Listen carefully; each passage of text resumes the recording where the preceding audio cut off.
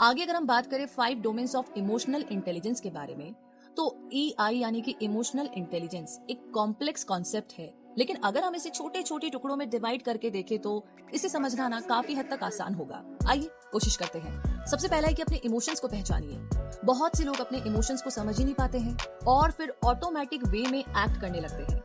जैसे कि हम सब कभी ना कभी किसी भी बात को लेकर के जेलस होते हैं, क्योंकि एक नेचुरल इमोशन है।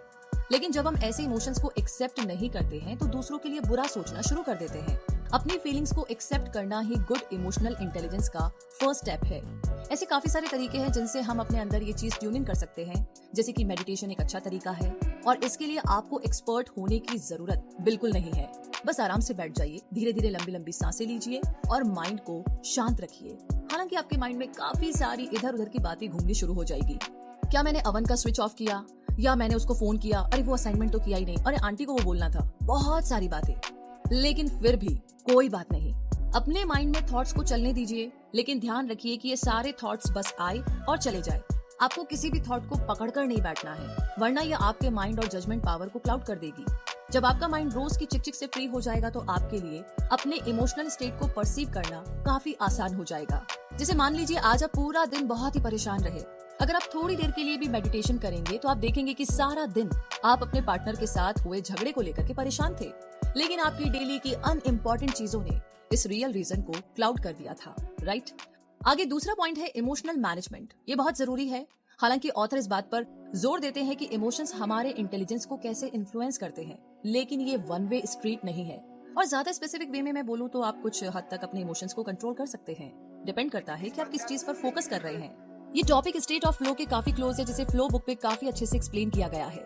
The psychology of optimal experience, खाली दिमाग शैतान का घर। नई कहावत यहाँ पर अप्लाई होती है, क्योंकि खाली बैठे रहने से हमारे दिमाग में नेगेटिव इमोशंस पैदा होते हैं।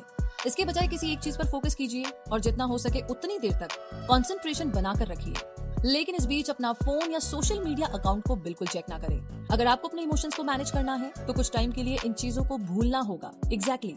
बेशक मॉडर्न टेक्नोलॉजी हमें काफी मदद करती है, लेकिन अक्सर हम इसका मिसयूज करते हैं। जैसे कि साइकोलॉजिस्ट ये साबित कर चुके हैं कि जो लोग ज्यादा डिप्रेशन में रहते हैं या एंग्शियस होते हैं, उस सोशल नेटवर्क में बाकियों से ज्यादा टाइम एक्टिव रहते हैं, अपनी प्रॉब्लम को सॉल्व करने और कुछ प्रोडक्टिव करने की बजाय। ये डिप्रेस्ड लोग बेकार में ही अपने सोशल नेटवर्क प्रोफाइल को घंटों तक स्क्रॉल करते हैं, देखते रहते हैं, कुछ ना कुछ ढूंढते रहते हैं। तो जिन लोगों को एंगर मैनेजमेंट की प्रॉब्लम होती है, उनके लिए 10 सेकेंड्स रूल सबसे बढ़िया है। और ये नियम बहुत ही सिंपल है। जब भी आपको लगे कि गुस्सा आ रहा है तो आराम से बैठ जाइए और काउंटिंग शुरू कर दीजिए 1 से लेकर 10 तक। ये टेक्निक बहुत ही इफेक्टिव है, यहाँ तक कि बहुत ही गुस्सेल और इम्पल्सिव लोगों को भी ये टेक्निक बहुत ही हेल्पफुल लगी।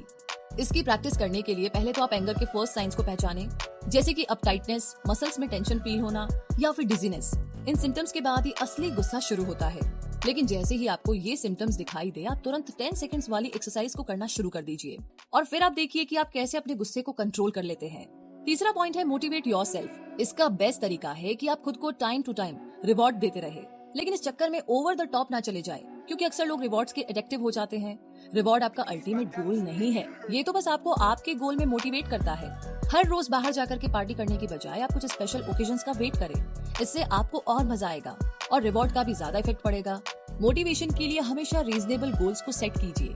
जैसे कि आपको अपनी इमोशनल इंटेलिजेंस को इम्प्रूव करना है तो ये कोई इजी काम नहीं है। आपको इसे कुछ छोटे छोटे गोल्स में डिवाइड करना होगा जो कि आप इजीली पा सके।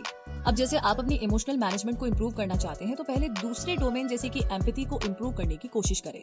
तो एसेंस में आपको गोल एग्जैक्टली कैसे रखने चाहिए, आइए जानते हैं।